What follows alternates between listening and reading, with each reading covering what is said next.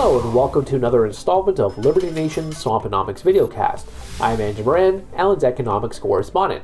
Each week, I dive into the morass of top economic news stories and fish out compelling narratives, or I retrieve fallacies that have been accepted as conventional wisdom by the swamp creatures for years. This week, what's up with fiscal and monetary stimulus being the cure to all of our woes these days? You can't get no respect. After the Federal Reserve completed its two-day September Federal Open Market Committee meeting, or the FOMC, Fed Chair Jerome Powell held a press conference. During his remarks, he encouraged Congress to pass more stimulus to support the economic recovery. It was as if the trillions Congress had already spent in just a few short months was not enough. Republicans and Democrats are stuck at a standstill over the next multi-trillion-dollar stimulus and relief package. But Treasury Secretary Steven Mnuchin recently revealed that he is optimistic that the White House and House Speaker Nancy Pelosi will get something done to support millions of Americans who are out of work and the post-coronavirus recovery.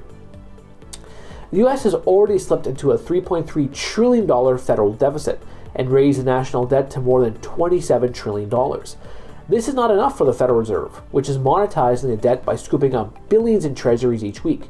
The Fed is indifferent to the budget imbalance and all the spending, which is understandable considering that inflation is its mandate moving forward and nothing else.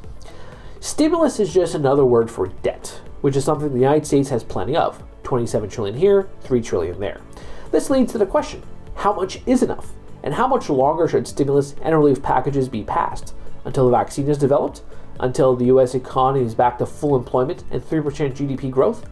The health authority is already preparing the American people for life not returning to normal until the third quarter at minimum, when they think a vaccine will be prepared and ready to go. This is even too generous considering the nature of government and the overall Federal Reserve System. Sure, right now the stimulus is to support the recovery in the middle of a pandemic, but all the smartest men and women in the room will champion more stimulus in the post-pandemic world to ensure the economy and the stock market do not fall off the training wheels or head off a fiscal cliff like Bugs Bunny and Tweety Show.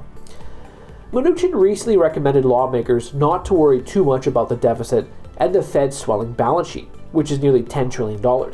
It makes sense when you consider that borrowing is at a record low. That said, people were not allowed to worry during the bullish phase of the business cycle of the last few years.